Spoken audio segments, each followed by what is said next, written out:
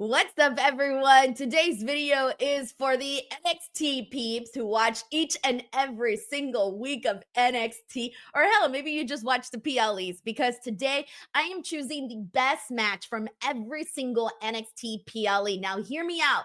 There was a lot of really good stuff this year. That's a reason why we've seen like a boost in NXT's popularity, is because they've been consistent, they've been delivering, and we've been seeing a lot of their stars sort of grow. So let's get to it. I want to kick things off with the February 4th Vengeance Day PLE. Now, it's kind of hard with the earlier ones. I think the earlier ones, I had to go back and rewatch a couple of matches because there were some where I was on the fence about, like, oh my God, which one did I love the most? For example, for this pay-per-view, I really loved the triple threat match, which was Roxanne, Lyra, and Lola. But then at the exact same time, I liked Joe Gacy and Dijak. So I had to go back and watch some of these and then come up with an eventual winner. Like the later pay-per-views, it was easier to pick, but the early ones, I had to go back. But let's do this. So for Vengeance Day, I gotta give best match to the ladies. I have to give it to Lyra and Roxanne, who started off the match,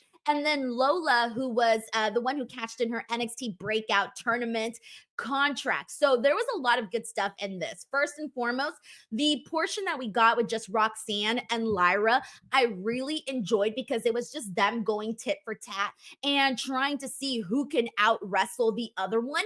And as I was going back and watching these matches, because I kind of watched them out of order, I want to say a couple of things. First and foremost, when it comes to Roxanne Perez, I feel like we need to give her flowers because she is somebody that I've noticed she never wrestles the same match. Her matches are always so different. She sort of molds herself into having different matches for depending on like who she's wrestling. Who she's wrestling, she'll do a different style of a match. And that was something that I have only recently noticed, to be honest. And it's something that I've always enjoyed Roxanne's work, but I just realized why I enjoy Roxanne's work. And that is that she always has a different match. It doesn't matter who her opponent is, she will like change it up, right? And then the other thing that I was thinking about, because I had recently done the NXT Stars Who Will Get Drafted video, I started thinking about how when Roxanne Perez goes to the main roster, I do not want them to drop the ball on Roxanne. Like, please do not drop the ball on Roxanne, because she is going to be possibly one of the biggest female stars in WWE, because she just has it, guys. Like, she's just such a good wrestler. She's got so much personality, and it was just something that I was thinking about while I was watching this. Then in regards to Lola Vice, this was sort of probably her hottest period of the year. I would say was more so early in the year, because early in the year they were really trying to like they were really getting her out there. They were getting her out there in front of the people. And I think that she was showing so much like feistiness. She was so fiery in this entire match that I think that alone grabbed people's attention. And the powers that be over at NXT, I think they knew that. And that's why, she was in so many great stories and why she had so many great matches throughout the entire year of NXT. So I do want to give Lola Vice her flowers there. As for Lyra Valkyria, obviously this was, towards the tail end of her NXT career, because then she would go on to get drafted. And I feel like even though she's had a lot of really good moments since she was drafted, the big one being making it to the finals of the Queen of the Ring, where she wrestled Nia Jax in Saudi Arabia. That was a really great opportunity for her. Love that. But since then, they kind of don't seem to know what to do with Lyra Valkyria on the main roster, which kind of bums me out, because all of my favorite Lyra matches have all happened on NXT. On NXT, she felt like a top dog for the women's division. And right now, over on the Raw side of things, it kind of feels like she's a little lost in the shuffle, which is why I started thinking about how they better not drop the ball with Roxanne Perez, because I started thinking about all of this while I was watching this match. And so this was just so much fun getting to see Roxanne and Lyra do their thing, but then also having Lola come in with her contract, and that was exciting. And we did see Lyra Valkyria get the win, but we also can't forget that Roxanne nearly won this match. If it wasn't for Tatum Paxley, who at this time was doing this whole storyline where she was obsessed with Lyra, she was the one who essentially got rid of Roxanne and allowed Lyra to pick up the win over Lola. So this was the best match because we kind of got two different matches in one.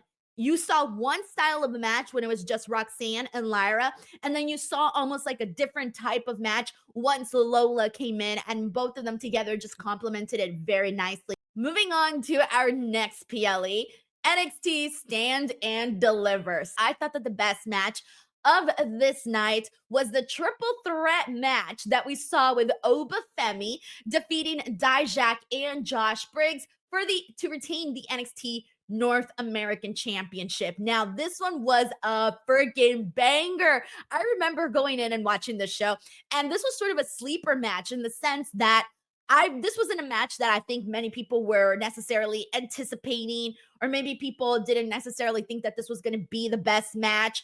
Not very many people, I think, were even really talking about it before. But once it actually happened, I remember watching the show and being like, okay. And all of a sudden, I'm getting up from my seat and I'm starting to think, man, as this match it's going, it's getting progressively better and better. This was one of those matches where you can tell the guys knew that they were cooking and they were putting on a good match. And you could tell that they knew it because almost every single like big spot that they did, you could see them like, doing this, like reacting and being all pumped up about it. And so this one was, I would say, Josh Briggs' best match on NXT. This is probably still Oba Femi's best match on NXT. Dijak is a little different because I did like some of the work that he did with Wes Lee in the past, and I also like the work that he did with Joe Gacy, but this might also be his best match on NXT. The other thing that I was thinking about while rewatching this, though, is that unfortunately, really the only one who really benefited from this was Oba Femi. Of course, he would go on to hold the NXT North American Championship for a little bit longer. And unfortunately, Dijak was released from the company, which sucks because he did do good work. And when I did my interview with Dijak, he said, like, if it wasn't for the work I did on NXT, I wouldn't be featured so highly on these indie shows that I'm doing now. So it kind of goes to show that the work that he did on NXT people did notice the good work that he was doing on the show.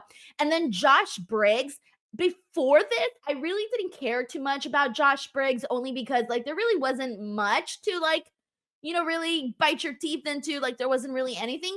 But after this match, I thought, oh man, I want to see so much more of Josh Briggs. I think this match could change the trajectory for Josh Briggs. And it still kind of feels like they really haven't gone anywhere with Josh Briggs. So this match and seeing what they did here makes me think he does have some good potential. But I really wish we got to see more of this for Josh Briggs on NXT. I kind of feel like they haven't really recaptured some of that magic that he had as part of this triple threat match. But this one was so fun. Even going back, I rewatched this match for this video, and then at first I was like, oh, maybe I should just go skim, right? Maybe just skim a little bit and see, just to kind of get some of my memory back on this match. Nah, I ended up watching the entire thing top to bottom. I was like, man, this match is even better than I thought. And sort of re-solidified my opinion in terms of making this match my number one.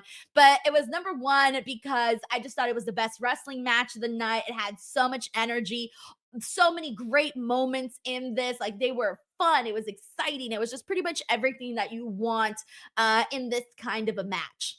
Okay, so moving on to Battleground. I have two matches here, and truthfully, I haven't decided which one I'm going to give it to.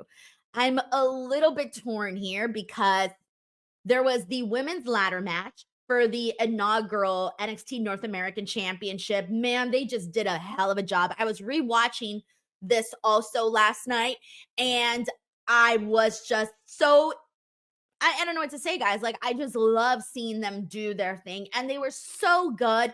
All of the women, they were so good. And all of them have gone on to do such cool things in NXT. Of course, Kalani Jordan was the one who won the title, and she was the like one of the MVPs in this match. I would say her and Sol Ruka were the MVPs of this match. Kalani has gone on to, become champion. She had a fun little reign. We've been seeing her grow more confident. She had a moment with RVD. Lash Legend went on to go do stuff on the main roster. Fallon Henley would later win the NXT Women's North American Championship. Jada Parker has been featured much more heavily now. Michin is also, doing her thing on SmackDown. So Ruka is still delivering consistently. Still waiting for So Ruka to kind of get her flowers because she also did a lot of really good work this year too. And then on the opposite side of that, you have Roxanne Perez versus Jordan Grace, which was like I would say, the hottest match like the entire year. I do not think another match had this much buzz going into it for NXT. This was the match that everybody was sort of talking about because during this time we were in the NXT phase where that's all we were talking about really in regards to NXT. And so I rewatched this match and man, like Roxanne Perez, like we know Jordan Grace is the beast, right? Like she goes in there and she will fuck anybody up. Pardon my language, but she will. And she just eats her opponents alive, right? But Roxanne Perez, she just holds her own. She holds her ground and she just does such a great job, even though she's smaller than most of her opponents, because of the way she fights and the way she wrestles. She never comes across as small. She comes across as equal, if not even like bigger than the other person just because of her attitude when she's in the ring. So I am really, really torn here about which match to go with because, again, the women killed it in the ladder match. And then Roxanne and Jordan just had so many eyeballs on them. They really should have been the main event too. While I'm at it, I thought it then and I rethought it again last night watching this. I'm going to have to go with Roxanne Perez and Jordan Grace as the best match here. And it pains me because I did love that ladder match. I really, really did. But I have to give it to Roxanne and Jordan for the reasons that I said, that there was a lot of eyeballs on this. I feel like they were the reason that you tuned into this show primarily, especially if you don't watch NXT. If you don't watch NXT, you probably tuned into the show just because you wanted to see Roxanne and Jordan Grace. I feel for the NXT loyals, the ones that watch every week, you were interested in the other stuff, primarily also the women's ladder match. But for the people that maybe don't watch every week, it was the Roxanne Perez Jordan Grace match that got you to tune in. So I'm going to have to give it to them, but damn, this one was tough. Moving on to NXT Heatwave. This one was the easiest, guys. I didn't even have to go back and rewatch this match. I knew. I sat down, I looked at the card, and I was like, I already know which match I'm going with here.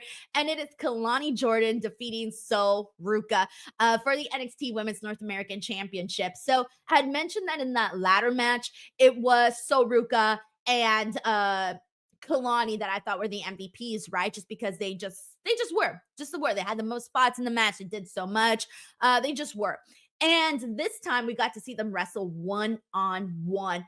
Wow, I was so impressed. Of course, both of these girls have a background in gymnastics, so that definitely helped out a whole lot. But they were just so much fun to watch here. All of the incredible athleticism, the way that they incorporated their gymnastics into this match, like it was a gymnastics match. I don't know how else to explain it, but it was so freaking entertaining. And they really did so much. And I think each of them helped level the other person's game up even more. And dude, I got to give them their kudos, man. I was just thinking, if this is what they're doing right now at this phase in their career, imagine what they can do once they have far more experience, once they've, been in the business for several years. At some point, we got to run this match back between Kalani and Sol Ruka. So this was my best match for NXT Heatwave. Moving on to NXT No Mercy. So this was one that I also had to go back and watch just because I was sort of torn. I didn't really know. I didn't really remember which match I loved the most. So I kind of had to go back and rewatch portions of the show, but I ended up going with Roxanne Perez and Jada Parker for the NXT Women's Championship. And once I like rewatched it, I was like, yep, this is it. This is my favorite match of the night. And the reason for that is I had said earlier when Roxanne was facing when she was facing Jordan Grace, I had said that the thing about Roxanne is that she, even though she's smaller in size, she doesn't come across that way in her matches. And that was the exact same thing that I was thinking about while she was wrestling Jada Parker. Jada Parker is much bigger than Roxanne Perez. Roxanne is very petite, but at no point did I feel like it wasn't believable that Roxanne could take down Jada Parker. At no point did I feel like Jada Parker was just, stomping all over Roxanne. No, I felt like it was a very evenly matched in terms of attitude and aggression. And Jada also, it was around this time that, they were already starting to show her a lot more on NXT, but I think it was really after this match that we started to see Jada Parker's trajectory on NXT just change a whole lot more. I feel like after this, she was just, she suddenly became like a top dog in the women's NXT realm of things. This match really proved that even though Roxanne is small, she is feisty, and it also proved that Jada Parker was ready for the opportunities that she was being given. Next up for Halloween Havoc, in an unexpected match, I was not thinking that this was the match that I was going to even really like, and I wasn't even expecting for this match to be my favorite of the entire card. And it was Tony D'Angelo defeating Oba Femi for the NXT North American Championship. Now, before everyone loses their minds over, Oba Femi losing the NXT North American Championship, because I was on the same boat, everyone. I did not want Oba Femi to lose his title. I still don't think Oba Femi should have lost his title, but even though I think all of that, I was so entertained by this match. I thought Tony D'Angelo looked really good in this, to the point where even though I was disappointed that Oba Femi lost, I thought that was a really good match. Maybe we should have more hope for Tony D'Angelo matches. So I just thought that Tony did really great in this, but also Oba Femi, chef's kiss, man. Both of these guys just complimented each other very well. They told a great story in there, and I just thought they did so freaking good. It was exciting, and the entire time, it was just a far better match than I had anticipated. And last but not least, NXT Deadline. Now, this one I did not have to go back and rewatch because I just watched it the other day. And I went into this show thinking that my favorite match was going to be the women's Iron Survivor. But my favorite match was actually the men's Iron Survivor. I thought that one was really good. And I felt like Javon Evans to me was the MVP in this, because he was just adding so much freaking excitement throughout this entire match, flying all across the ring. He had really good interactions with Nathan Frazier, who's also a really speedy guy, and with Wesley, who's also a really speedy guy. So you were seeing the speedy guys kind of do most of the work that you were seeing. But once we had Oba Femi enter, he changed the game, man. Oba Femi, he looked like a million bucks when he walked in. A million freaking bucks when he walked in. The moment where he was beating up Ethan Page inside of the little cage, oh my God, that was so good. And I love the way that Ethan Page was selling that as well. He looked like he was just having the worst timing of his life, but Oba Femi went in there and he brought the power. We had already had all of the, the fast-paced action with all of the smaller guys that were, doing all these aerial acrobatics and whatnot. But it was Oba Femi who came in and got the job done. He's the one who kind of made this feel like a big time once he walked in and ended up being the guy that replaced Eddie Thorpe. So shout out to the men for the NXT Deadline match. I thought they killed it. Alrighty, everyone. So there you go. That was my favorite match from each and every single NXT 2024 PLE. Let me know if you agreed with my picks or if there was another match that you would have chosen instead for all of these NXT PLEs. Let me know in the comment section below, especially if you are an NXT fan, all right? They've been putting on some good stuff, so don't sleep on NXT. Also, if you guys want to talk more NXT, I'm live each and every single Tuesday with Shinadu, and we break down the show and talk about it and all that good stuff. So if you guys want to check that out, you can. Also, another video that I just dropped that I'm going to recommend to you. If you watch this video, you might like my other video where I talk about NXT stars that I think predict might be called up during the year 2025. So go ahead and check that one out too. Thank you guys so much for watching, and I'll catch you guys on the next one. Bye, everyone.